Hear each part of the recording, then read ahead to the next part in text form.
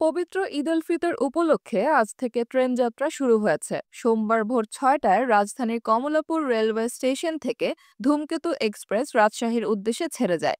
এর মধ্য দিয়ে ঈদ উল ফিতরের ট্রেন যাত্রা শুরু হয়। এই ঈদে জামা জুতো অ্যাক্সেসরিজের ডিসকাউন্ট। সাধারণ যাত্রীদের ঈদ যাত্রা নির্বিঘ্ন করতে বাংলাদেশ রেলওয়ের নেওয়া কর্মপরিকল্পনা থেকে এসব তথ্য জানা গেছে। এছাড়া সারা দেশের বিভিন্ন স্থানে চলাচলকারী ট্রেনগুলো বিশেষ ব্যবস্থায় চলবে। আজ যারা যাত্রা করছেন তাদের অগ্রিম টিকিট গত ১৪ মার্চ বিক্রি করেছিল বাংলাদেশ রেলওয়ে।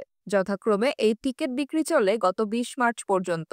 এবার বিনা টিকিটের যাত্রী প্রতিরোধ করার জন্য কমলাপুর বিমানবন্দর, জয়দেবপুর, চট্টগ্রাম, ময়মনসিংহ, সিলেট, রাজশাহী, খুলনা সহ দেশের বিভিন্ন স্টেশনে জিআরপি, আরএনবি, বিজিবি ও স্থানীয় পুলিশ এবং র্যাপিড অ্যাকশন ব্যাটালিয়নের সহযোগিতায় সার্বক্ষণিক প্রহরার ব্যবস্থা করা হয়েছে। পাশাপাশি নাশকতা প্রতিরোধ করার জন্য চলন্ত ট্রেন, স্টেশন ও রেল লাইনে আরএনবি, জিআরপি ও রেলওয়ে কর্মচারীদের কার্যক্রম আরও জোরদার করা হয়েছে। পাশাপাশি র্যাব, বিজিবি, স্থানীয় পুলিশ ও অন্যান্য শৃঙ্খলা রক্ষাকারী বাহিনীর সক্রিয় সহযোগিতায় নাশকতাকারীদের কঠোরভাবে দমনের উদ্যোগ নেওয়া হয়েছে।